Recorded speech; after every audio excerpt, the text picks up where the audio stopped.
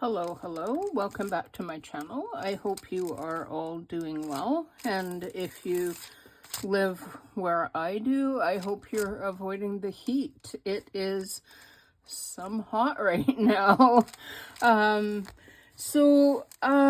Today's I did film yesterday. I didn't upload. I think I tried filming a little higher up, and I think I was too far away because when I looked at everything, it was fuzzy, and I just didn't upload it. So this is my window, and that's my observe.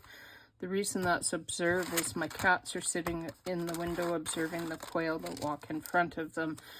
Oh, silly, I know, but yeah, anyway, so today, normally I do Trashy Tuesday on Tuesday, where I take a piece of something that I would otherwise throw in my recycling bin and make it into something else.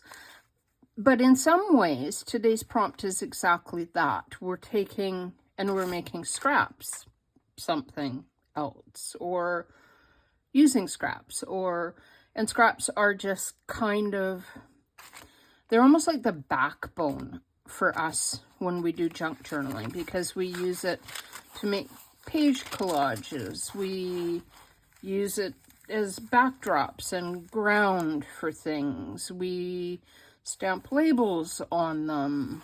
We use what could be considered a scrap to make a pocket, or paint little flowers on them, or, you know, we use scraps so much within junk journals. But today I wanted to look at it. I'm kind of new to junk journaling.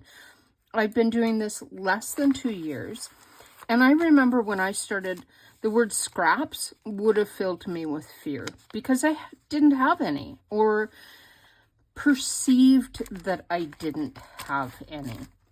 So I may do some collaging while I talk. I don't know. I'm not sure exactly where I'm going, except to say where to look for scraps if you're starting, because there are scraps everywhere, but you may not have the idea of where to look, because a lot of times when I started, at least, and it may be the same for you, I don't know, but when I started, I would watch these people who had been junk journaling for 4 years, 5 years, 10 years, and they had a huge mass of scraps. They had vintage ephemera, they had music pages, they had like antique book pages and things that I would look at it and I'd feel like I had FOMO,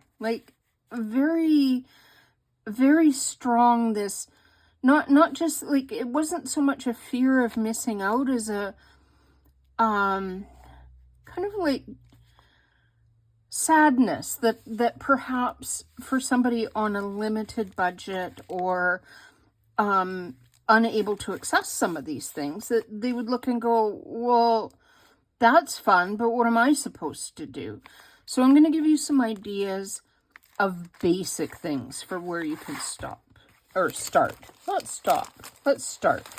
So this is dirty. It's, you know, had food in it, but there are pieces of this that you could use.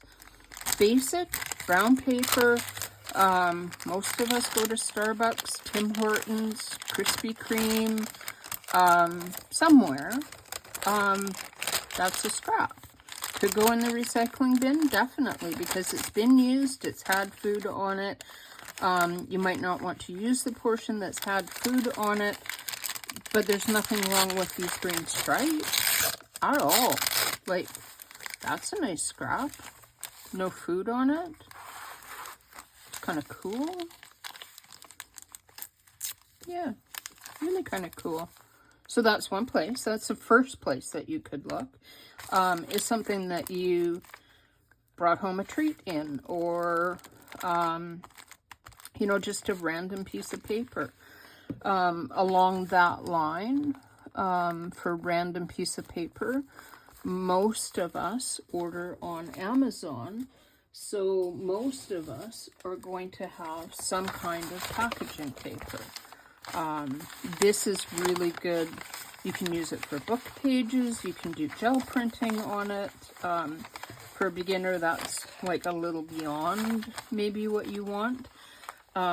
Some of it is heavier than others, but if you're getting anything from Amazon, just save your packaging. It will accumulate really, really quickly, and you do want to, like, that you can throw away, because that's pretty little, and you will drown in scraps after a while. I'm just going to warn you. Another place that you can look is if you've bought anything recently and you have like a booklet. The really cool thing about these is that they have multiple languages as well. A lot of them are really, really, really white, like super white, super duper white. And maybe you don't want that. So if you had a cup of coffee in the morning, easiest thing to do is take your cup of coffee. I don't have a cup of coffee, but these are coffee grounds. But if you had a cup of coffee, you could just take your coffee from your cup of coffee and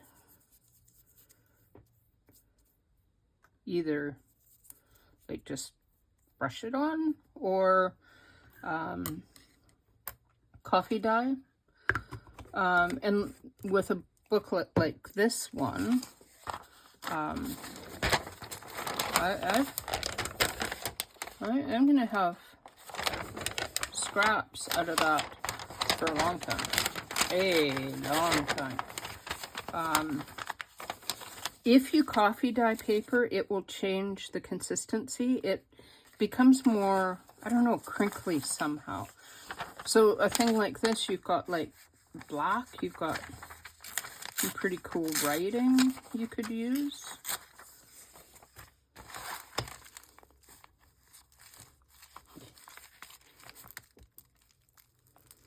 The other thing that's really fun about these is you wind up with a lot of different page weights as well, because a lot of these, like these, are pretty lightweight. So yeah. Manuals, things that come in other things that you might otherwise throw away. You could keep those. That's got a really interesting little, and again, they often have different languages, like this one's French, which is kind of cool. So you could use like that, or that's fun. Slope lines. I think I got this one at the thrift store. That's another really good place to look, is at the thrift store for, I don't know, random stuff, just random stuff. If you've ever gotten a receipt, I won't turn it over because it's got personal stuff on it. But like if you get a receipt from anywhere that you bought anything, keep those, because sometimes they have interesting, fun colors. They've got writing on the back of them. You can use the back, you could use the front. Again, you could coffee dye it.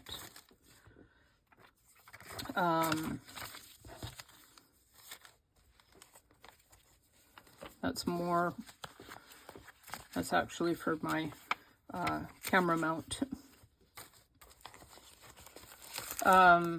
Another thing that came in something, who knows what, and I kept it because, you know, that's fun. Junk mail envelopes. There's writing on them. You can use these for other things, but you could take like the writing off of this, the logo, use that. Junk mail, just random junk mail. This is like some, I think it's from the JW, so they, you know, they've got that in there.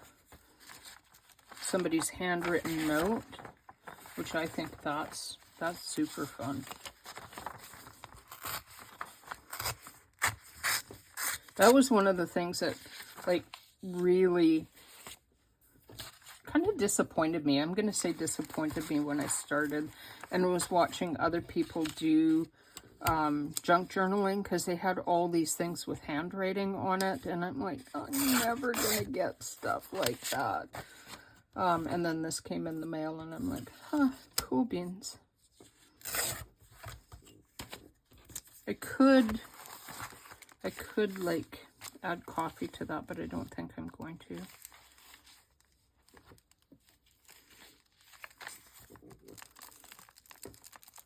I could also rip that up like randomly so that it looked different.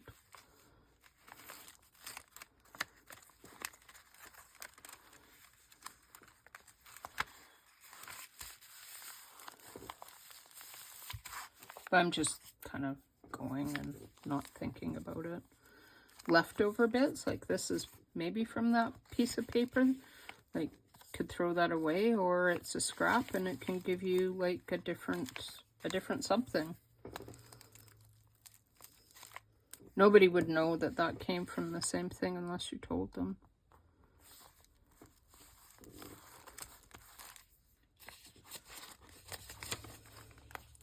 Another thing that you can look for are, like, if you've ever been to the bank and they like give you like books that you're supposed to, I don't know, that's like, this is full on junk destined for the recycling bin. You could coffee dye this really easily. It would make great coffee dyed paper. Would automatically give it a bit of a vintage look, and you can also just like randomly tear that and make it unique.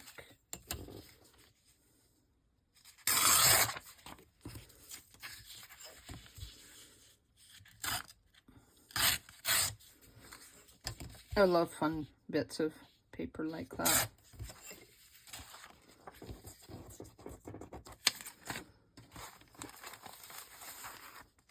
Like something like this, it's pretty bank specific, so you could like tear it down a little bit more so that it doesn't look as much like it came from the bank, and put it upside down so it looks even less like it came from a bank. Or even like that is a little less, so you could go like that. I have a whole another booklet of these somewhere that I've coffee dyed, which I think will make really fun pieces of paper. So then another thing that you can do is you can go to your thrift store or your bookshelf. Maybe you have like a very beat up, well-loved mass market paperback. So automatic book pages. Book pages make great ephemera, great scraps.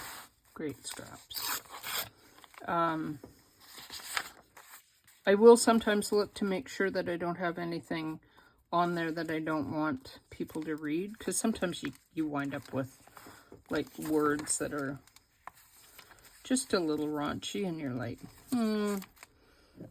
like, yeah, don't really want that hanging out there. Oh yeah, and there's another that's even worse. We're just gonna hide that.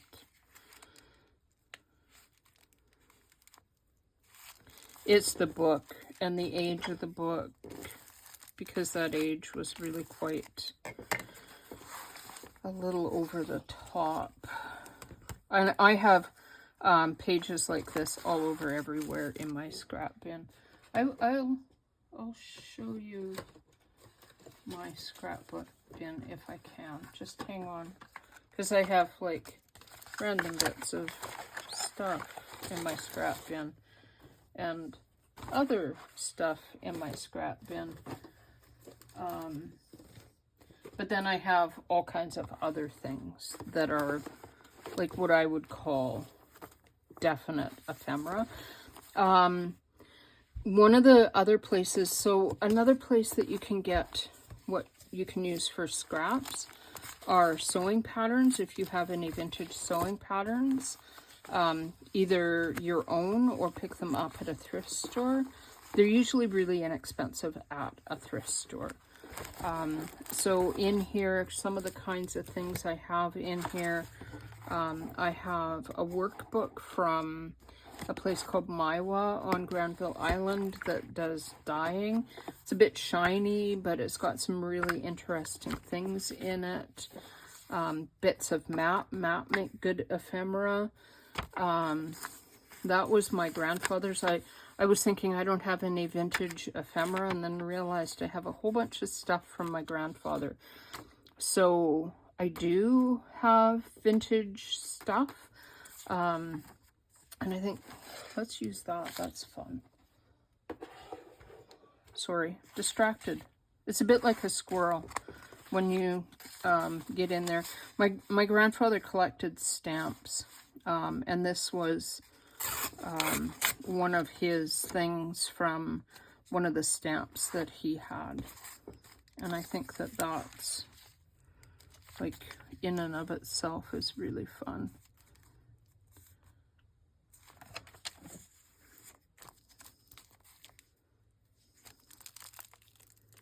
And it's got fun on the back too, like that's from 1967, from something or other. Otrivin. Wasn't that like a drink that was a substitute for coffee? Like a chicory drink or something like that? I don't know. Can't remember. So then other things I have in here. Another thing, if you've ever been to a place like Walmart and they give you those, like a receipt, and on the receipt is a survey, keep those. They make great ephemera. At Remembrance Day, when they send you the poppy, keep the little thing that the poppy goes on. Oh, those are just from Dollar Tree, and I tried coffee dyeing them to make them look less stupid.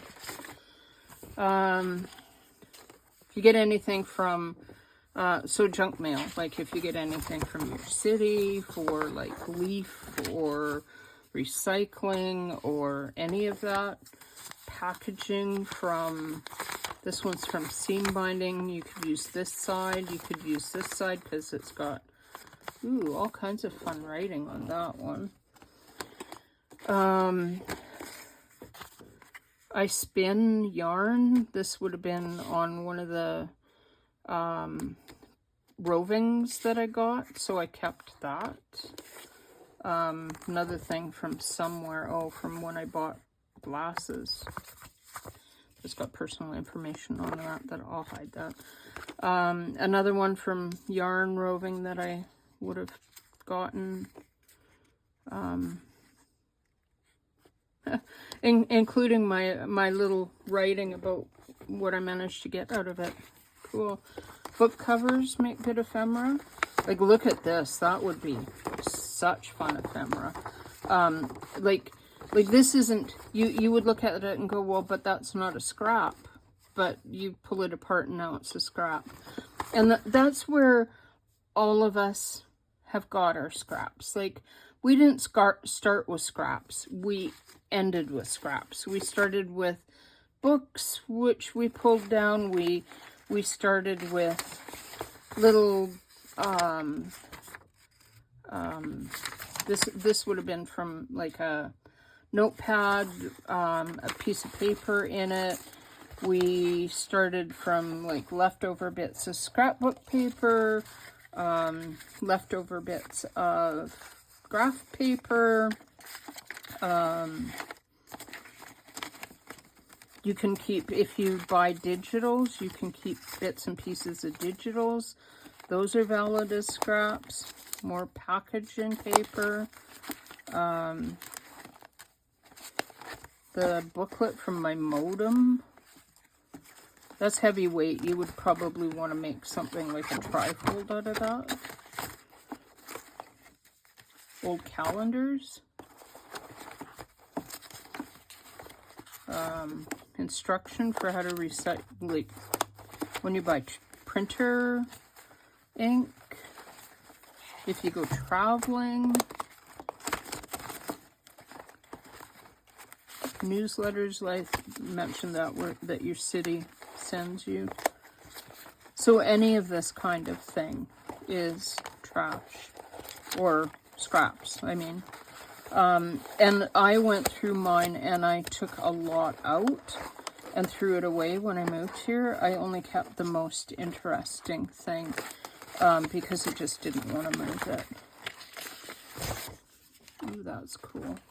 So the other thing you may or may not have access to, but if you've inherited anything like this, and like I said, my grandfather, I inherited a lot of stuff from him. So I have all this vintage music. And when I first started doing this, I was like, I don't have anything vintage. And then remembered I had all this music in my basement that I put in a corner and was like, oh, wait a second. That's actual vintage stuff, like actual, and it's got music on it. And my grandfather wrote this. My grandfather and my grandmother, or great-grandfather and my grandmother together, or I'm not sure. And I have pages and pages and pages of the same thing. They all have the same thing on them, which is kind of fun. And it's a little bit heavier. It's not like paper. It's almost like cardstock. A lot of fun to use, though. I think that needs a little glue.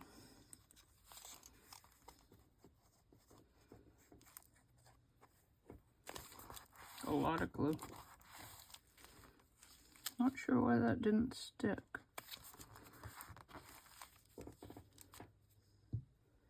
I almost think it's the heat. Like the glue stick works, but doesn't seem to adhere as well in this absolute overwhelming heat. And then I think I'm going to put that on it just because it's hilarious. See, and then now I have this. Well, that to me, that's a scrap. And then that's a scrap. But this bigger was a scrap as well because the full thing is a sheet of music, right? So anything then less than the full thing is perhaps a scrap. Perhaps not. Depends upon how you define it. Like, you can say, well, that's not a scrap. It's not small enough, or it's not big enough, or it's too big, or I also have that little tiny piece that I coffee dyed. I don't know what I did with it now. I was totally going to use it. It's probably underneath the Starbucks bag.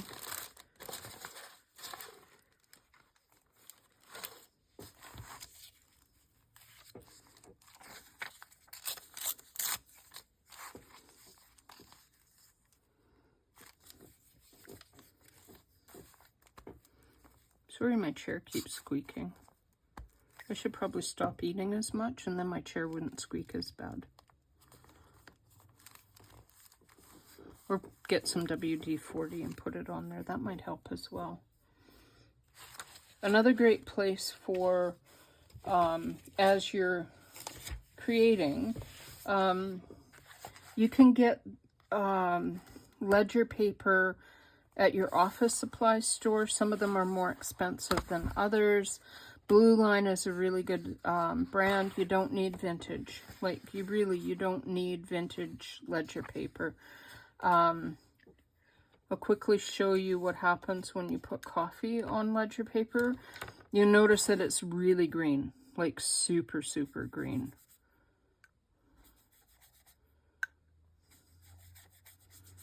And now it's not so green. Also, all the bits underneath it are going to be not quite so green, because that will have bled through, but a little bit.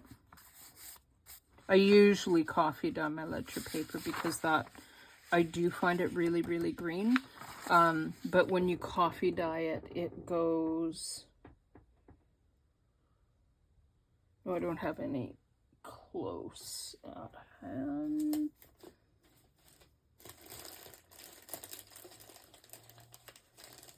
I thought I did because I've been using it. This one's from Dollar Tree, and it is like bright, bright, bright green when you start. Like pretty much this color, almost an aqua blue. And when you coffee dye it, it goes a really luscious color.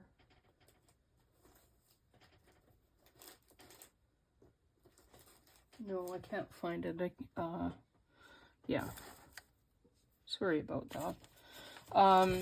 And then another really good place to get what will become scraps, that you can use them for book pages. You can use them, you can like tear them up and use them straight as scraps. You can, yeah, books, just, but I would, my feeling about books is I want to use books that nobody cares whether or not I cut it up. I'm a reader, and books are important to me. Books mean a lot to me as an actual, like, as a reader. I would never cut up, like, Wuthering Heights. I had that book cover from Wuthering Heights. That's just the book cover. I would never cut up that book. Because I've read it too often, and I don't, to me it's an important book, and it's, I just wouldn't. I've got Charles Dickens. I would never cut up Charles Dickens because to me he's important. So to you as a junk journaler, you need to make that call. What is important to you? What is important to you as a reader? What is important to you that you think should be important to other people? What I really like using are math books, because math books are, they've got tables in them, they have graphs in them. A lot of them, like this one, are really, really, really super lightweight paper. This book, like, look, I'm at page 1587 and I'm not at the end. It has over 2,000 pages, almost 3,000 pages of like this fine onion skin, almost vintage. You can coffee dye this without wrecking the integrity of the book. These are the kinds of things that I look for at a thrift store, but I haven't had, I had got a lot of them when I lived in Victoria. I haven't seen as many since I moved here where I live now. Mostly because the thrift stores are smaller and have a lot less books. So I buy math books, I buy bird books, and I cut bird books up. I buy, and then I use like the little bits and pieces that are left over. Like these are scraps. That's a scrap. Full on. Pull that little piece off. Square that up a little bit. And that's a scrap. And I would even leave this on there because it gives it some intriguing, just a little bit like different. Something a little That's a scrap too. I don't even know what that's from, but look, we can use that. Sometimes these little bits wind up in my garbage before I see there's something fun on it. Other times they get thrown in a bin. That's the other thing that you kind of need to, on your own, make the determination of, is how much is too much. There comes a point in time where you might drown in scraps. Like, realistically, you might drown in scraps. I've only been doing this, like I said, about a year and a half, and I purged my scrap collection more than in half when I moved here, and I have bins and bins and bins of scraps. I could have actually purged a lot more.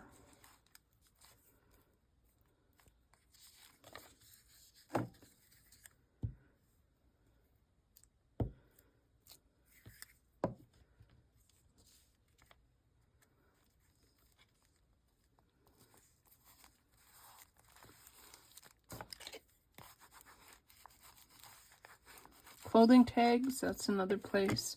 They're a little heavier weight. You wouldn't necessarily use them for collaging, but they would work really great for like ephemera.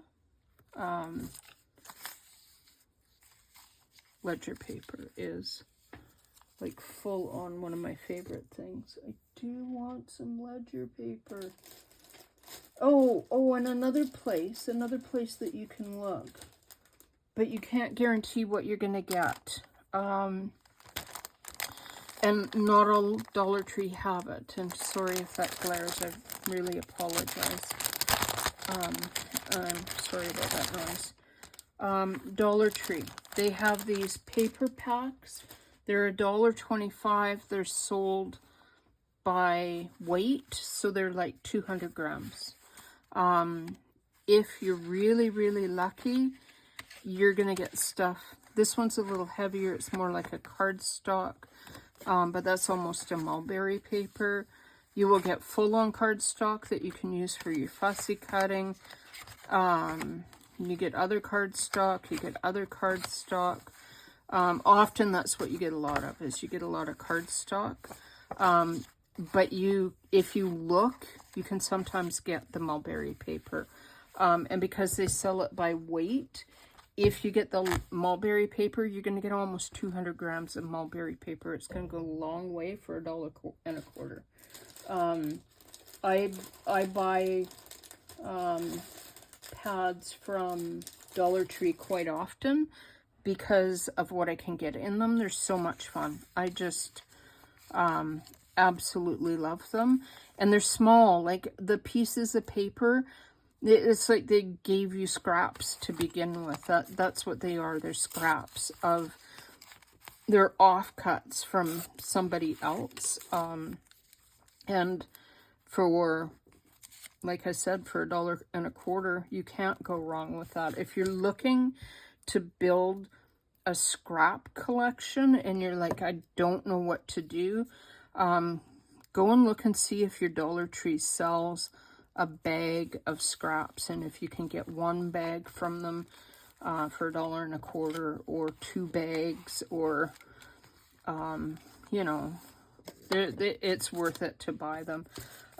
When I'm making, the other thing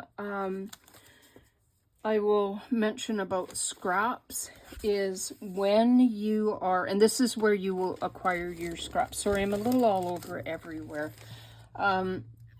One of the main places that you're going to acquire scraps is when you're making journal pages. So depending upon what you're making, this was a hardback book, so it's got a set size. So if you're using, for example, a piece of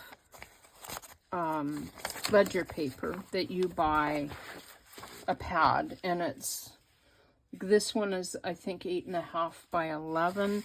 Some of your ledger paper is going to be I don't know, 11 by 17. They're all different sizes. Some of them are huge, some of them are not so big.